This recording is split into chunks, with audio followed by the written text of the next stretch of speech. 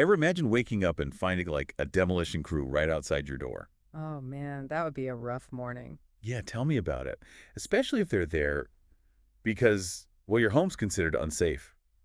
Like seriously unsafe. Yeah, that's a whole other level of bad news. Right. Well, that's actually what's happening to some folks in Lagos, Nigeria. Seriously, what's going on there? So NF Realty Limited actually asked us to take a deep dive into this whole thing.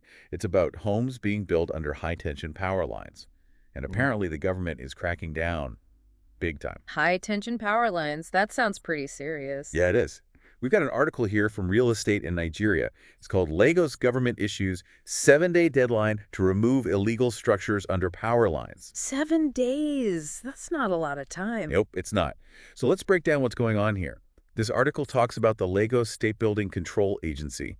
They call it LASBCA for short. Okay, LASBCA. Got it. So LASBCA, they're the ones who issued this ultimatum. They're saying everyone living under these power lines has got to get out, basically. I mean, I get why they're concerned. Those power lines are no joke. Exactly. And the article goes into detail about how dangerous it really is. Like we're talking electrocution, fire hazards, you name it. I bet electricity is nothing to mess with. No kidding.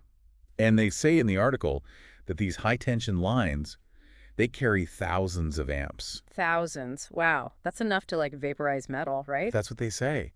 And then think about it, you've got people living right underneath. Yeah, with probably all sorts of stuff that could cause problems, like a leaky roof, metal gutters. I don't even want to think about it. Right. And that's exactly what the article is getting at. They're saying even a little bit of water could create a pathway for the electricity to discharge. And boom, you've got a disaster waiting to happen. Right. And it's already happened, apparently. The article mentions past incidents where this exact thing has caused deaths, fires, even damage to infrastructure. So this isn't just some hypothetical risk. It's a very real danger. Exactly. Yeah. And you know what's interesting? The article also talks about how this is about more than just immediate safety. Oh, really?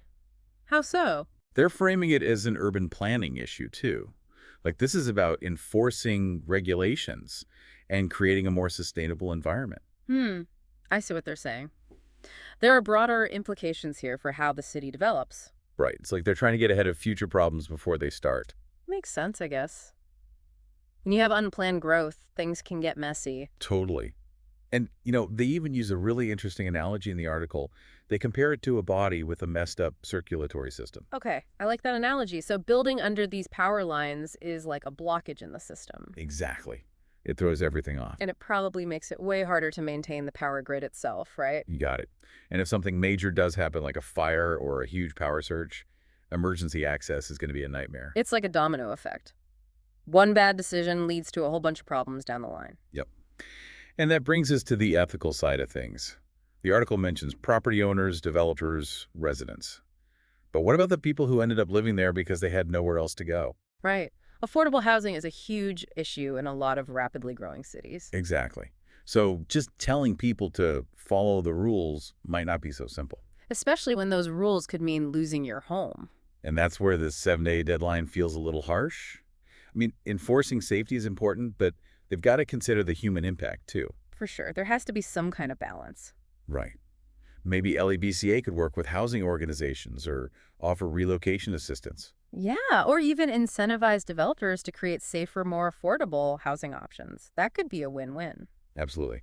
Okay, so for Enough Realty Limited, who asked for this deep dive, what are the key takeaways here? Well, first off, this is a serious situation. Those power lines are incredibly dangerous, and living underneath them is a huge risk. Right. And it's not just about individual safety, it's about the well-being of the entire city. Exactly. Unplanned development leads to all sorts of problems down the line. And ethically speaking, there's a need to find solutions that don't displace vulnerable residents. Absolutely.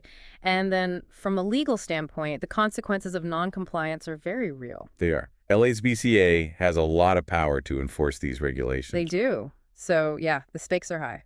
So the big question this leaves us with is how do we balance the need for housing with the need for safety and sustainability?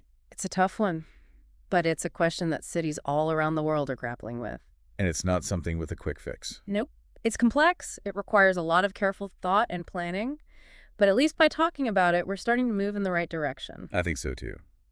And hopefully, by highlighting these issues, we can encourage people to think critically about the challenges facing our cities. Exactly, because at the end of the day, we all want to live in safe, sustainable, and thriving communities.